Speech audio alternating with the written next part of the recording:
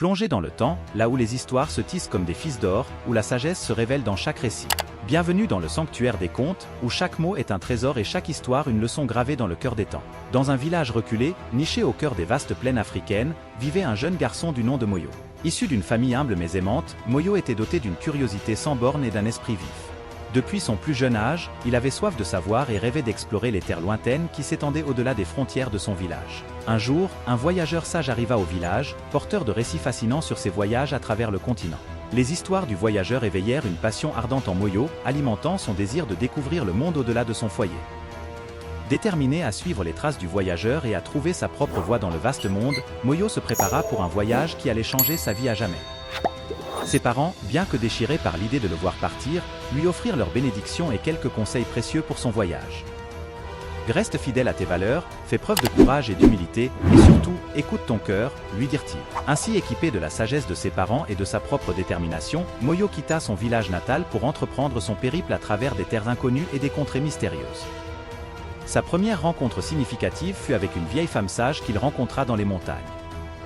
Cette sage femme lui enseigna l'importance de l'empathie et de la compassion envers les autres, peu importe leur origine ou leur apparence. Grâce à ses paroles sages et à sa présence réconfortante, Moyo comprit que la véritable sagesse réside dans la capacité à comprendre et à partager les fardeaux des autres. Sa deuxième leçon survint lorsqu'il fut confronté à un groupe de pillards dans le désert. Au lieu de recourir à la violence, Moyo choisit de dialoguer avec eux, découvrant que la plupart étaient poussés par la misère et le désespoir. Avec patience et compassion, il les guida vers un chemin plus juste et pacifique, leur offrant l'espoir d'une vie meilleure. Enfin, sa troisième leçon vint d'un vieil arbre vénérable au cœur de la savane.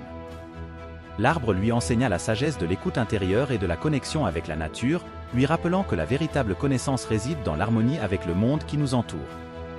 Sous l'ombre protectrice de l'arbre, Moyo apprit à écouter les murmures du vent et les chuchotements de la terre, trouvant la paix et la sérénité dans cette communion avec la nature. Après de nombreuses aventures et apprentissages, Moyo retourna finalement dans son village, transformé par son voyage.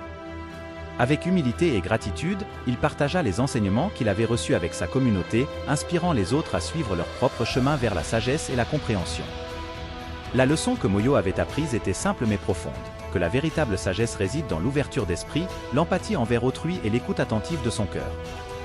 Et c'est ainsi que Moyo devint non seulement un voyageur sage, mais aussi un guide et un exemple pour tous ceux qui cherchaient la vérité et la lumière dans ce monde complexe.